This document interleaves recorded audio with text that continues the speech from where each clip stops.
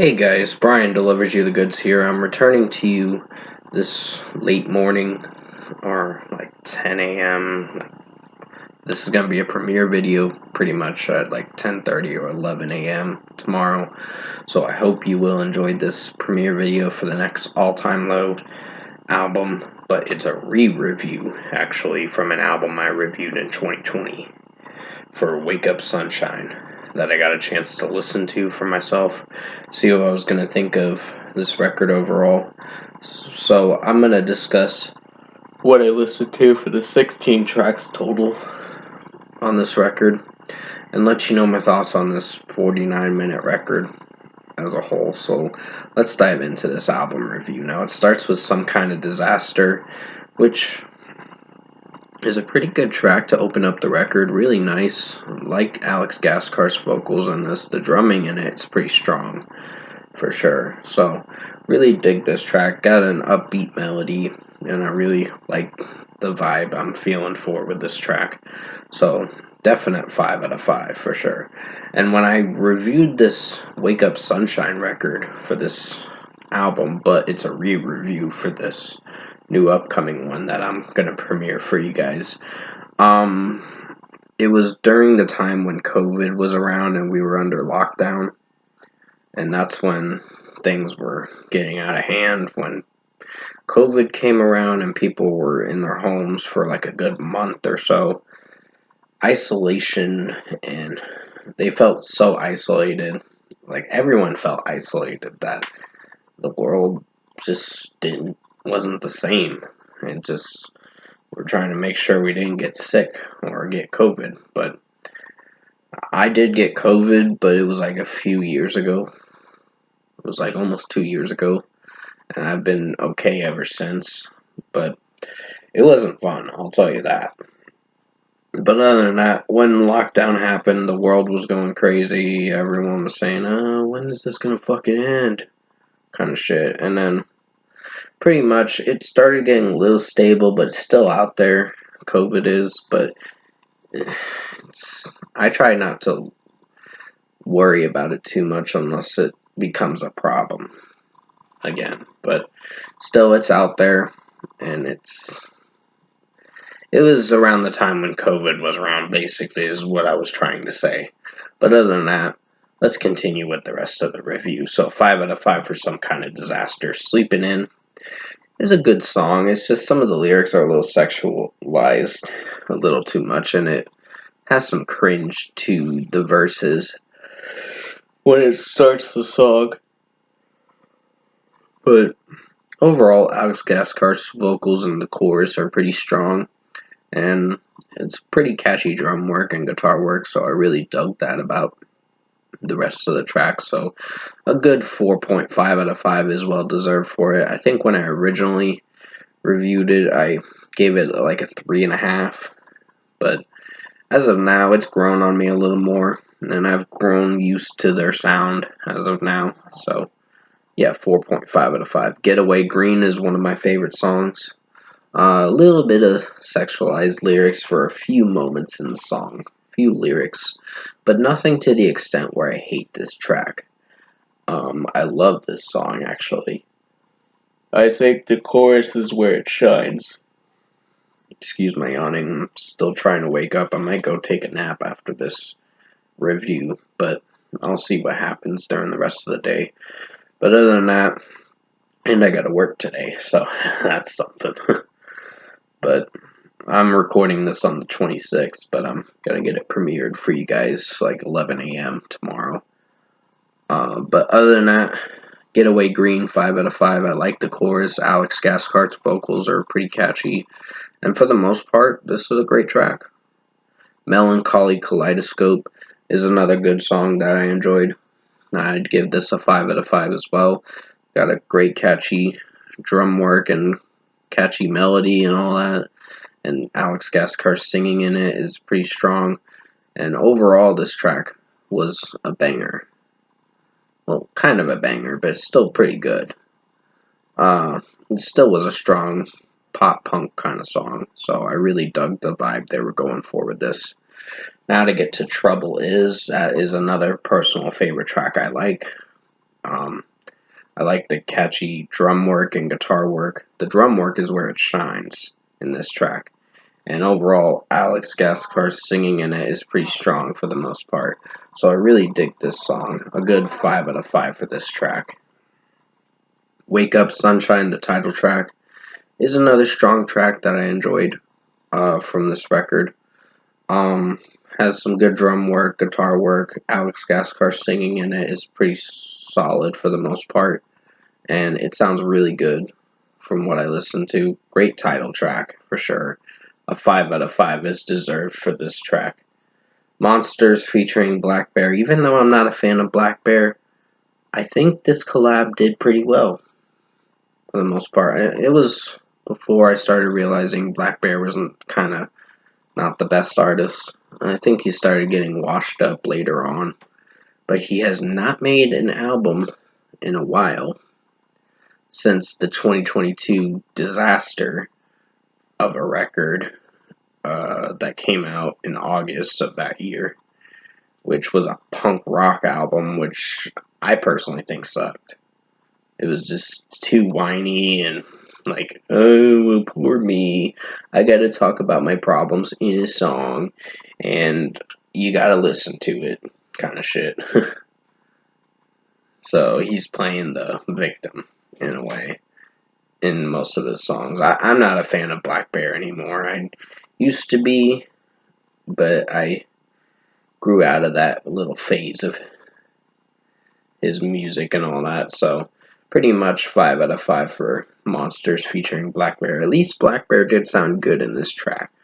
But overall, the rest of the song plays out very well with Alex Gaskar singing in it. Pretty Venom interlude is a pretty good song for the most part. Not one of the best songs on the record, but a solid one. It plays it safe, and that is a good thing that it does. So, a strong 4.75 out of 5 for this track. It's only an interlude track. You're in for like 3 minutes of it, but it's still solid material. Favorite Place featuring the band Camino is a strong track. I really enjoyed this one. The drumming in it's pretty strong. It's a personal highlight for me. One of the best songs on the record, one of them, but there are some better songs on this record that I personally enjoyed towards the end of the record. But overall, yeah, 5 out of 5. Safe is a strong track. I really enjoyed this one. I'd give this a 5 out of 5 too. I personally love Alex Gaskar singing in it. It's really strong in the chorus. It's where his vocals shine in the chorus. And overall, this track was a banger for the most part. Not like a banger, but it still is a really good song in its own way. So, 5 out of 5. January Gloom Seasons Part 1 is a pretty strong track from what I listened to. I did enjoy the vocals from Alex Gaskarth in this one, and overall the instrumentation is pretty good. The mixing and production is on point, so 5 out of 5 for this one. Clumsy is probably the last great song on the record. The other songs are like hit or miss, but other than that, it's still a strong track, Clumsy. I really enjoyed how Alex Gaskarth was singing the verses, very catchy, and the chorus is very catchy and has a good hook to it that you can really enjoy. So, personally love this track. One of my favorite songs along with Safe and other songs, but basically 5 out of 5. Glitter and Crimson is a pretty good song in its own way. Not my favorite, but it did alright for what it was going for. So a good 4.75 out of 5 is deserving for Glitter and Crimson by All Time Low off the Wake Up Sunshine record. So pretty much, yeah. Alex Gaskar's singing in it is pretty solid, and it does shine when the bridge part comes in with his vocals. But execution-wise, it plays it safe. Summer Days Seasons Part 2 is a pretty good one too. I'd give this a 4.75 out of 5 as well. I think Alex Gaskar's singing in it is solid material. It's pretty much solid material for this one too. So you're in for a good listen for the most part going into the outro of the record. But other than that, yeah, 4.75 out of 5. Basement Noise is the closing track officially on the Wake Up Sunshine regular edition record, but I'm adding an extra song that I did listen to. So other than that, it's a 4.5 out of 5. It's not the worst song, but it's good in its own way. So yeah, it's just the chorus has some catchiness, but it gets a little repetitious. This song does have some repetition in it, and it's not terrible, but it's not my personal forte, like cup of tea kind of thing. The repetition is where it kind of like dwindles down to like the 4.5 out of 5 rating that I gave it. It means it has some cringe moments, so it's fine, but it's just a good song. I Hate That For You is the closing track officially on this Wake Up Sunshine regular edition, but I'm adding this bonus track to it. It's a good song too. Had a few critiques with some of the way the verses sound with Alex Gaskar singing in it, and mostly the track did alright for what it was going for. It was pretty short and simple, and at least they made it a solid track, so 4.5 out of 5. Overall, production, mixing, and execution wise, I think All Time Low Wake Up Sunshine was a better release from them when it came out in 2020. I was really hyped to see how this album would turn out, and I'm glad I got a chance to listen to this release. And give me a second, I gotta pause the video. Sorry about that, guys. My mom was asking me to come help her for a second, so I gotta go do that after I finish this video. But overall, I think this was a better record in their discography. Not the best, but it's good in its own way.